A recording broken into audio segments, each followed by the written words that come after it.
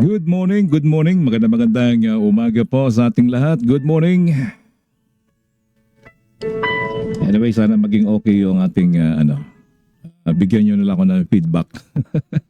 Kung okay yung ating audio. Kasi kahapon, pumapalya, no? Nagkakaroon ng ano. At ang balita po ngayon ay nakakahindik, balahibo na balita gawa po ng nangyaring lindol. Hindi naman po siguro lingid sa atin lahat yun, ano, yung mga nangyari. Alright, at kumusta po yung ating mga minamahal na kaibigan dyan? Magandang umaga po sa inyo. Ang kauna-unahan pong kaibigan natin na nandyan ay si Ma'am Lerma at saka si Jing. Alright? Sino ba? A person, hello. Kanina pa naghahanap ng streaming link si Ma'am Maribas. Ngayon po ay araw ng Tuesday, June 9, 2026. Okay, so sama-sama ulit po tayo upang magpuri at magbulay-bulay ng salita ng ating Panginoong Diyos sa umagang ito. Okay, paano mo susuklian ang lahat ng kabutihan ng Diyos? Ayon sa Psalms 116:12. Pero nang dahil po sa trahedya na nangyari po ngayon, ay sasamahan po natin ng isang pagpapaliwanag at kung paano natin magiging isang mamamayan na mapagpasalamat sa ating Diyos sa kabila ng mga trahedya na nangyari. Marami na pong namatay ngayon. At tingnan po natin kung ano yung mga karagdagang mga balita. Alam ko naman siguro ay hindi mo naman po lingid sa inyo. Okay, check lamang po ninyo kung okay po yung ating tawag dito, audio, yung boses. Okay, kasi kahapon maraming nagrereklamo, mahina daw. So, I hope na maging okay siya ngayon. At para maging maganda, maging maayos. And welcome also kay Sir Jake Fernandez, Rolando. Magandang umaga, sir. At kay Ma'am Alma Abawag watching from USA. Ayun. Okay, paano mo susuklian ang lahat ng kabutihan ng Diyos? Ikaw ba meron kang mga natanggap na mga biyaya sa ating Panginoong Jesus? Again, welcome also kay Ma'am Josepina Presto Zulweta Gramata. Ang dami naman ng iyong pangalan, ang haba. Okay, magandang maligayang pagdating at magandang umaga po dito sa ating live podcast. Magandang umaga. Binabati natin ang mga old and new friends ng ating mga tagapakinig. Saan mang bahagi kayo ng Pilipinas at bahagi ng mundo. Ito ang inyong kaibigan at lingkod, Pastor DJ Amordi. And of course, hello, very good morning. Watching from Canada, si Ma'am Caroline. Ang inyong lingkod, Pastor DJ Amordi, naghahatid ng mensahe ng pag-asa at inspirasyon mula sa salita ng Diyos. Good morning, Pastor, at sa lahat ng nakikinig at nanonood ng live ninyo. Have a nice Tuesday morning. Magandang oras din po sa inyo. And magandang umaga rin kay Rick Bueno Romualdo. Thank you very much for tuning in. Mukhang ngayon ka lang na daan, pero thank you very much for dropping by. Narito po ang ating pangbukas na mga tanong. May pagkakataon na ba sa buhay mo na nakatanggap ka ng napakalaking tulong na hindi mo kayang bayaran? May tao bang nagligtas sa iyo sa oras ng pangangailangan? No. May tao bang nagligtas o sabihin nating tumulong, yung talagang gipit na gipit ka na tapos biglang nagkaroon? Lalong-lalo na kapag ikaw ay may nilalakad na mga papeles, kailangan mo ng NBI, police clearance, mga ganyan, no, na kailangan mong i-provide. Pero ang nangyari ay mahina, Pastor, ang sound, naka-volume na po. Ganun po ba? Okay, subukan natin. Sige. Sige. Pakicheck na lang Check po na lang kung lumakas. Kung Meron. meron. Check nyo. Pakicheck na lang po. Sige. Volume muna lahat ng volume dito meron. Check na lang po kung nagkakaroon man ng echo or whatever na. Kasi talagang di ako satisfied itong nakaraan na volume. Anyway, mangyayari rin po yan, mai-set din mabuti. Siguro. Okay, in the first hello sa mga all the new friends like Rick Bueno, Romualdo. Kaano mo si ang tawag dito? Si Kagawad Romualdo. At saka si Ronnie Bueno. Okay, mga classmates yan sa Pili Elementary School before. In high school. Watching from Baguio City, Ma'am Josepina. Okay, balik po tayo sa ating pinag-aaralan. So, ang tanong ko po ay may pagkakataon na ba kayo na natanggap na napakalaking tulong na hindi mo kayang bayaran? At higit sa lahat na ito, tinaitanong mo na ba sa iyong sarili, paano ko ba susuklian ang lahat ang kabutihan ng Diyos sa aking buhay? Kung isipin natin ng mabuti, bawat hilinga, bawat umaga, bawat pagpapala, bawat pag-iingat ng Diyos ay hindi natin kayang tumbasan. Yun, may echo daw. Okay, may echo. So, sige, pakicheck na lang po kung nag-i-echo pa. Ayan, kung may echo. Pinatay ko na yung ating monitor. Sige po, check lang po, ano? Ayan, nandyan si maalingaw sa echo. Okay. Check kung, ayan, okay lang po ba? Ayan, si Master Nap. Si Nap ay nakasama ko po ito sa Dubai. Keyboardista po yan. Pakicheck nga po kung meron. Kung wala, ito, pinagpalit ko yung aking dalawang connection. Ito yung puzzle pa rin sa akin. Ito, walang sound o meron? Ang lakas-lakas nito eh. Okay, properties. Tama naman. Ito naman isa. Filter. Okay, ayan, okay na. Sige po, ayan. Maraming salamat, Sir Nap, Pastor. Alam ko naman Ayan, okay na po ba yan? Pakicheck lang po Tsaka yung volume. Settings. Settings natin, audio, line out. Okay naman siya. Nakakatuwa itong ating live, no? Para naman tayong okay na sound, Pastor, no more echo. Okay, so maraming salamat. Patuloy po tayo sa ating pinaliit ko na yung mukha ko dyan, baka magsawa kayo eh. Kung isipin nating mabuti, mga minamahal na kaibigan, kapatid, bawat hininga, bawat umaga, bawat pagpapala, bawat pag-iingat ng Diyos ay hindi natin kayang tumbasan. Ito na lang si Napoleon Incolias. Kung maalala ko at may babalik yung nakaraan na kahit kaunting panahon dahil sila po yung naging banda. At ako naman po yung area manager sa isang club na tinutugtugan nila doon sa Dubai. Ay napaka-memorable, no? Pero ang ibig kong sabihin sa haba ng panahon, hanggang ngayon ay magpasalamat tayo dahil buhay na buhay pa tayo, di ba? So yun po yung pinagpapasalamat natin, yung buhay tayo. Yan.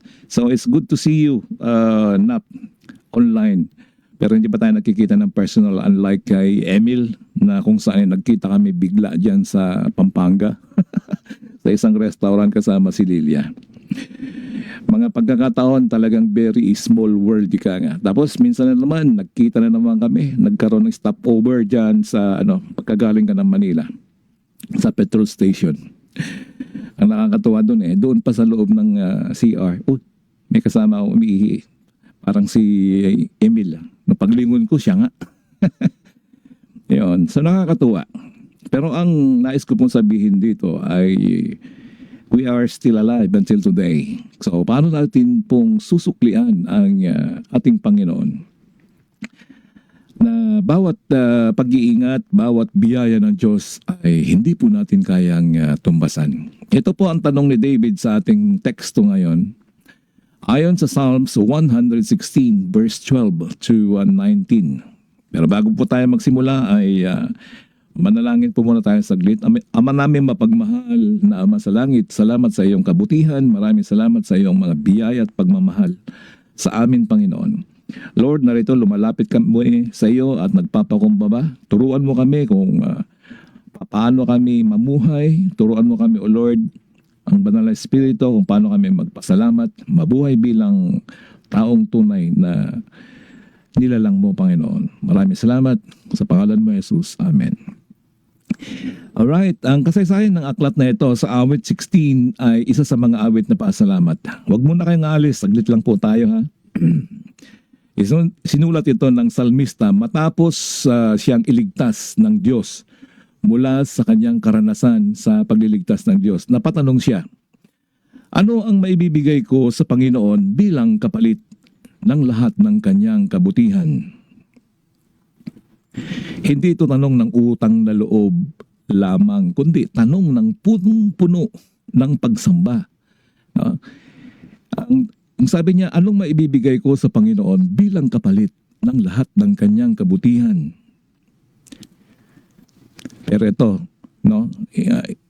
sabi niya, punong-puno yung kanyang tanong na pagsamba kung paano. Kaya sabi niya dito, sa verse 12 to 13, ang tunay na pasasalamat ay pagtanggap sa biyaya ng Diyos. Sabi niya dito, aking tatanggapin ang saro ng kaligtasan. Napakaganda ng sagot ng salmista. Hindi niya sinabi na babayaran ko ang Diyos. Hindi niya sinabi na gaganti ako sa Diyos.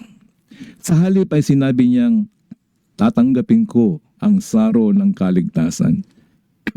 Ipinakita nito na ang biyaya ng Diyos ay hindi binabayaran kundi tinatanggap. Mga minamahal na kapatid, Diyos po siya, hindi po niya kailangan yung milyones natin, hindi niya po kailangan yung mga salapi natin. Ang tanging maigaganti, tanging maisusukli natin sa ating Diyos, nothing but to receive, tanggapin. Siya po yung source lahat ng mga biyaya na tinatanggap natin. So, hindi po yung mga alay natin sa altar, yung mga bulaklak at yung para sa gawain, yeah, that's right. Pero ayon dito sa sinabi ni David, hindi niya sinabing babayaran ko ang Diyos, hindi niya sinabing gaganti ako or susuklian ko ng ganito, kundi tatanggapin ko ang saro. Kapatid, tanggapin mo ang biyaya ng Diyos. So yun po yun, ay yung tinanggap na biyaya ay isinishare mo naman sa iba. Hindi lang yung pera. Katulad ni ito si Napoleon Insosilias, magaling pong keyboardist na yan. Nakasama ko yan sa Dubai. So ngayon, tumutugtog siya sa church. So marami po tayong mga talents, hindi lamang po pera. Maaring tumulong katulad ni Sister Caroline na talagang pagtumulong, wagas talaga siya. Kaya purihin at dakilain ka. Dakilain ng Diyos sa buhay mo, Sister Caroline. Ito po ay isang ilustrasyon. No? Kapag may nag-abot sa iyo ng regalo sa kaarawan, hindi mo ito binabayaran. Ang kailangan mo lang gawin ay tanggapin ito. Tanggapin mo ito ng mayroong pasasalamat, di ba? So ganun din ang kaligtasan po. Ang kaligtasan ay hindi natin ito pinagtatrabahuan, hindi po natin ito pinaghihirapan. Tapos na po ang paghihirap ng ating Panginoong Hesukristo. Sa bundok ng Kalbaryo, doon sa krus, ipinako siya. Dahil yun po ang naganap na naayon sa banal na kasulatan sa propesya. na mayroong isang isisilang sa katauhan ng ating Panginoong Hesukristo upang tayo ay magkaroon ng kaligtasan. Ito ay libreng kaloob ng Diyos sa pamamagitan ng ating Panginoong Hesukristo. So, maraming tao ang sinubukang bayaran ng Diyos. Alam niyo yung mga ginagawa nila tuwing mahal na araw? Penitensya. Kung ano-ano pang mga ginagawa, pinapahirapan ng mga sarili. Yun po yung sinusubukan nilang bayaran ang ating Panginoong Yesus sa pamamagitan ng mabubuting gawa. Ngunit ang kaligtasan ay biyaya na dapat tanggapin sa pananampalataya. At ang tunay na pasasalamat ay pagtupad sa mga pangako sa Diyos. Sa verse 14 and 18, sabi niya rito, aking tutuparin ang aking mga panata sa Panginoon. Hindi po yung mga panata mga nagpipinitensya taon-taon. At kung ano-ano pang mga panata, Ang taong tunay na nagpapasalamat ay hindi lamang sa nagsasalita. Hindi lamang siya nagsasalita. Siya ay sumusunod. Siya ay tapat. Siya ay nanatili sa kanyang pangako. So, meron ilang tao na nangakong magsisimba kapag sila ay gumaling. Tapos nangako na pag nagkatrabaho ako, pag nakapunta ako sa at nakapagtrabaho, itatayo ko yung tutulong ako, yung mga ganong tipo ba, ang daming pangako. Ilang tao ang nangakong maglingkod kapag sila ay nakahanap ng trabaho. Magbibigay ng gitara, magbibigay ng instrumento, magbibigay ng kung ano-anong mga offer, Ilang tao rin ang nangakong magiging tapat kapag sila ay iniligtas sa problema. Ngunit matapos matanggap ang pagpapala, wala na. Nakalimot na sila. Hindi na maalala ko yung, nasabi ko ba yun? Hindi ko yata nasabi yun. Mga ganong tipo, So sa Diyos lang ang papuri at lahat ng karangalan. Amen. Yan po ang sabi ni Napoleon. Maraming salamat po, kapatid. Ang pasasalamat ay hindi lamang thank you Lord, kundi ito po, Lord, susundin kita. Ang tunay na pasasalamat ay pagkilala na mahalaga tayo sa Diyos. Ayon sa verse 15, dito versikulo 15, mahalaga sa paningin ng Panginoon ang kamatayan ng kanyang mga banal. Pinapakita ng talatang ito kung gaano tayo kamahal ng Diyos. Hindi siya walang pakialam sa ating mga luha. Hindi siya walang pakialam sa ating mga paghihirap. Hindi siya malayo kapag tayo ay nasasaktan. Kapag may mahal tayong tao na nagdurusa, hindi tayo mapalagay. Ganyan din po ang Diyos. Ang bawat luha ng kanyang mga anak ay mahalaga sa Kanya. Mahalaga ka sa Kanya. Kung ikaw ay dumaraan sa pagsubok ngayon, tandaan mo, hindi ka kailanman nakalimutan ng Diyos. Nakikita niya ang iyong laban. Naririnig niya ang iyong panalangin.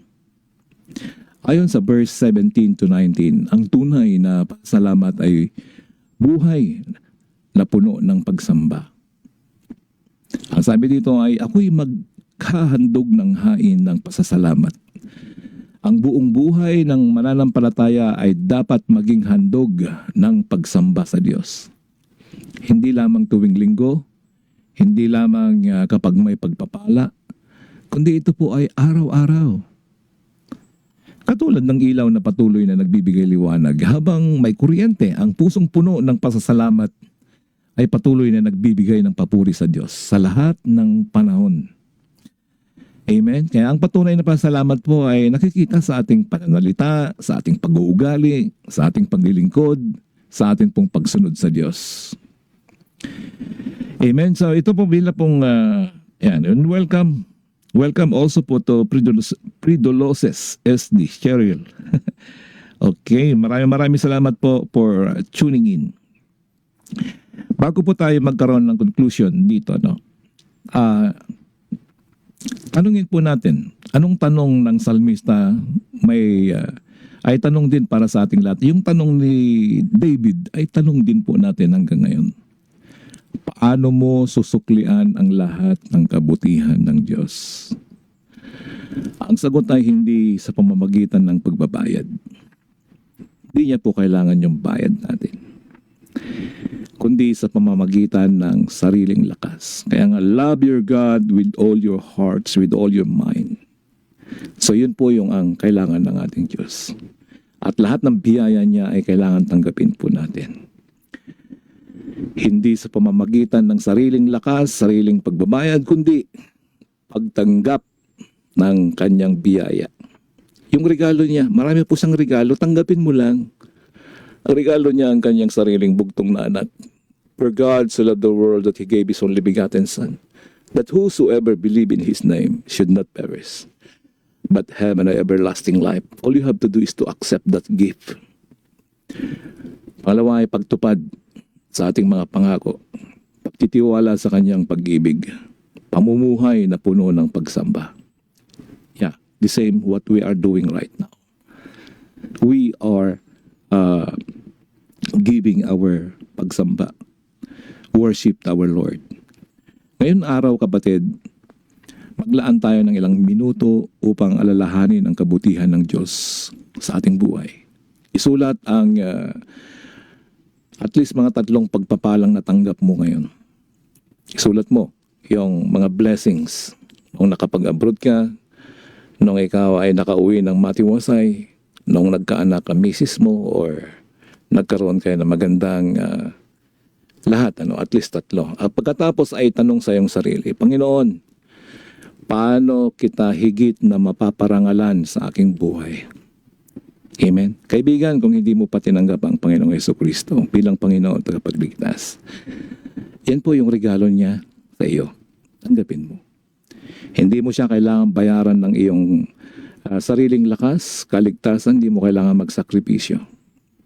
Ang tanging gawin mo lang ay tanggapin ang ating Panginoong Jesucristo. Tinapos na ni Jesus ang lahat sa krus ng Kalbaryo. Lumapit ka sa Kanya sa pananampalataya at manalangin ka ng ganito, Panginoong Jesus, kinikilala ko na ako ay makasalanan. Naniniwala akong ikaw ay namatay at muling nabuhay para sa aking kasalanan. Ngayon ay tinatanggap kita bilang Panginoon at tagapagligtas. Baguhin mo ang aking buhay at tulungan mo akong sumunod sa iyo sa araw-araw sa pangalan ni Jesus. So, yan lang po yung panalangin. And the Lord Jesus will come to your life. Amen. So, purihin po ang Diyos. Yan po yung ating pagbubulay-bulay sa umagang ito. At maraming salamat din sa lahat ng ating mga kaibigan. Sa susunod pong naging dalawa po yung aking nagdadalawa yung aking isip kanina kung ano yung message. Pero ito po yung nakahanda na message dahil meron po akong message na gustong pag-usapan, kaya maaring siguro mamayang tanghali or bukas na lang siguro regarding the word na karma nga ba daw yung nangyayari sa Pilipinas dahil nilindol tayo ng napakalakas na lindol. Yung pag-usapan na lang po natin sa susunod. Ayun, maraming salamat. Thank you for tuning in kay Ma'am Marilo Abolencia. Ma'am, good morning po. At maraming salamat, kaya lang medyo patapos na tayo. Anyway, saglit po nating pagnilay-nilayan at pag-usapan regarding po sa nangyayari ngayon sa Pilipinas. May nagsabi sa akin, karma nga daw ba? Or nababasa niyo dyan na karma nga daw ba yung nangyaring lindol dyan sa Pilipinas? Alam niyo mga minamahal na kapatid, hindi po karma yan, kundi panawagan upang manalangin at magbalik loob sa Diyos ang bansang Pilipinas. Akala ba ninyo higit sa lahat higit silang makasalanan kaysa Luzon, no?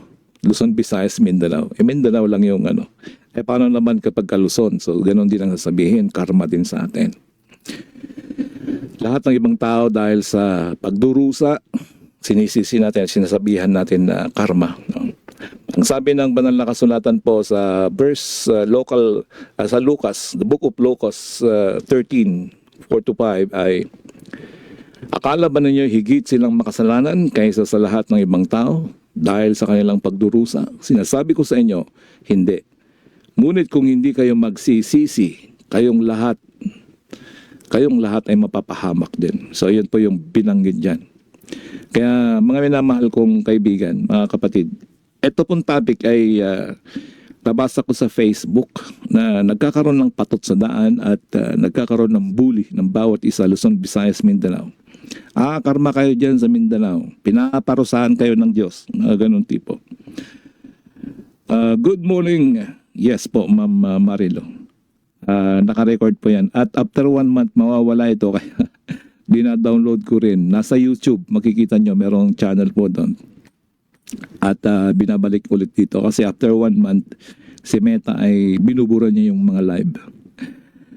Amen. So, nangyayari ba ito dahil nagkakawatak-watak ang mga leader ng ating bansa?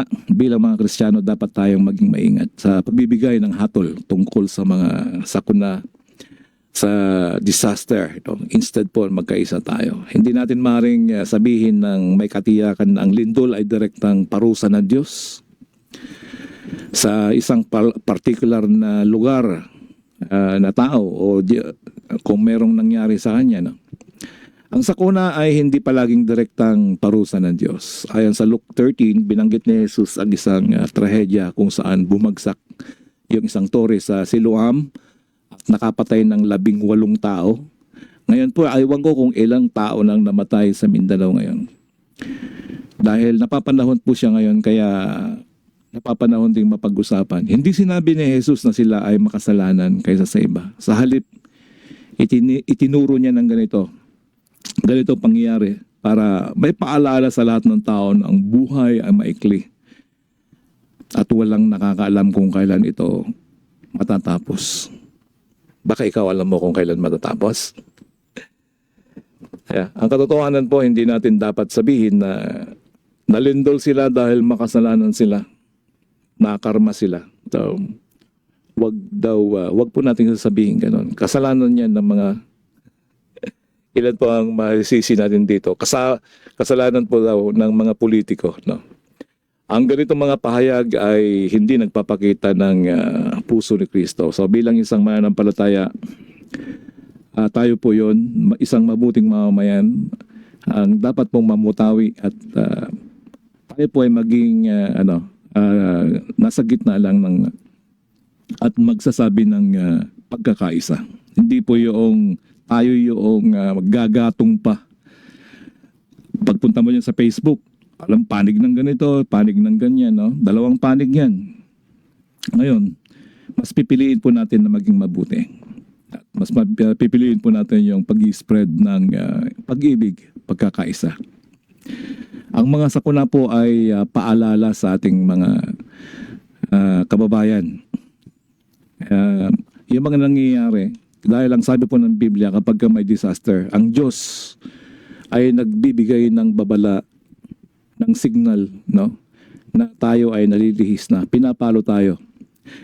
Ayon sa Awit 46 verse 1, sabi niya, ang Diyos ang ating kanlungan, kalakasan, handang saklolo sa oras ng kaguluhan, kaya't hindi tayo matatakot kailanman, kahit may lindol, kahit may tsunami, no?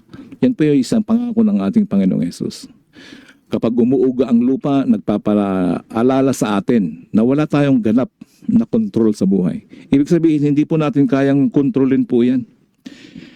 Wala po tayong magagawa dyan. Tanging Diyos lamang talaga. Ang mga gusali ay maaring gumuho, ngunit ang Diyos ay hindi matitinag.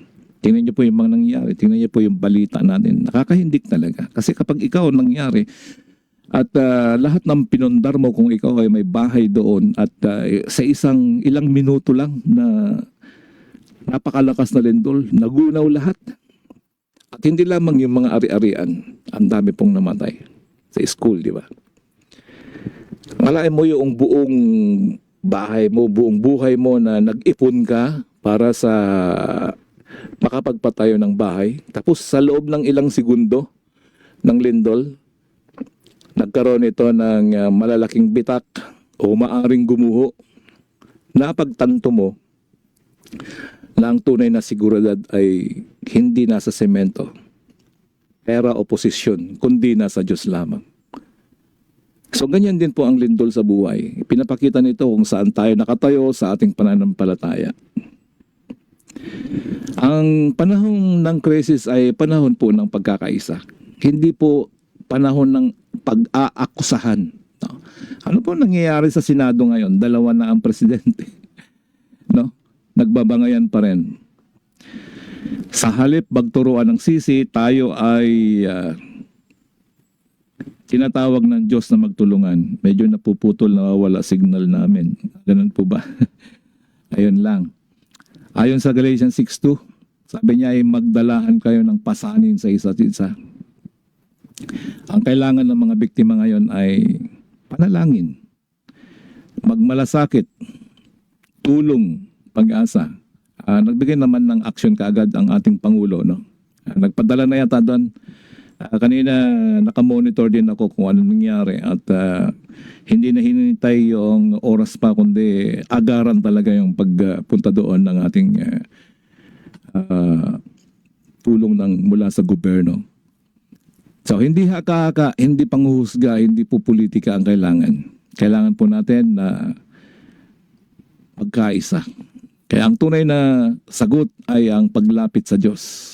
Kapag umuuga ang mundo, may isang hindi kailanman matitinag, ang ating Panginoong Jesucristo. Ang sabi doon sa Hebreo 12:28, sabi ni Ma'am Maripas, ipanalangin natin ang mga nasalantalang lindol at ipanalangin din natin ang mga nasa gobyerno natin upang maayos ang lahat. Amen po. No? Sabi dito sa Hebrews 12:28, tumatanggap tayo ng kaharian, hindi mayayanig. Ang ating bansa ay nangangailangan hindi lamang sa matitibay na gusali, kundi mas matibay na pananampalataya. Hindi lamang matatalinong leader, kundi mga leader na may takot sa Diyos. Hindi lamang pagbabago ng sistema, kundi ang pagbabago ng puso. Mga kababayan, ang lindol ay hindi dapat maging dahilan upang tayo manghusga. Sa halip ito ay paalala na ang buhay ay maikli lang talaga. Ang Diyos ang ating kanlungan, ang panalangin ay mahalaga, ang pagkakaisa ay kailangan po natin. Si Kristo lamang ang ating tunay na pag-asa. Sa panahon ng pagyanig ng lupa, huwag hayaang mayanig ang ating pananampalataya. Manalangin tayo para sa Mindanao, manalangin po tayo para sa ating mga leader, manalangin po tayo para sa Pilipinas. At higit sa lahat po, manalangin tayo na ang bawat Pilipino ay lumapit sa Panginoong Jesucristo, ang ating bato at kanlungan na hindi kailanman matitinag. So God bless po Mindanao, God bless Philippines. Sa atin po mga minamahal na kapatid, mga kaibigan, so yan po nagtatapos ang ating pagbubulay-bulay at magtatapos po tayo sa isang panalangin. Maraming salamat, dakilang Diyos, Ama namin sa langit. Salamat sa iyong walang hanggang kabutihan. Turuan mo kaming mamuhay na may malinis na puso. Pagpasalamat, pagpalain mo ang aming bansa, ang aming bansang Pilipinas, ang aming mga pinuno, pangunahan mo. Gayon din po, Panginoon, ng mga manggagawa sa aming mga churches, mga pastor, Panginoon. Sa kabila ng kanilang mga pangangailangan ng mga pastors, Panginoon, ay magbigay ka, O Lord, at masustentuhan ang kanilang mga pangangailangan para makapagpatuloy sa pagbabahagi ng iyong salita. Ang mga may sakit, mga dumaraan sa mga karamdaman, depresyon sa amin pang araw-araw, ikaw, Diyos, na mabuti at tapat sa amin, dinadakila ka namin, dakilang Panginoon. Sa pangalan ni Jesus. Amen. Maraming salamat po sa inyong pakikinig, mga minamahal kong kaibigan at mga kapatid. Ito po si Pastor DJ Amordi, The Living Word Web Radio, ang voice of inspiration across the airwaves. Hanggang sa muli at manatiling matatag sa pananampalataya, puspos ng pasasalamat at nakatuon kay Kristo. God bless you all, mga minamahal kong kababayan, mga kapatid. Peace. See you again tomorrow. At huwag mong kalimutan na i-share yung ating video. So yan lang po yung ating pinakasimpleng magagawa upang maraming makarinig at marami pong ma-inspira sa ating mensahe ngayong araw. So yan po yung message ng ating Panginoon sa bawat isa. Tumayo po tayong mapayapa at ang pagpapala ng Diyos ay sumaatin po. God bless you.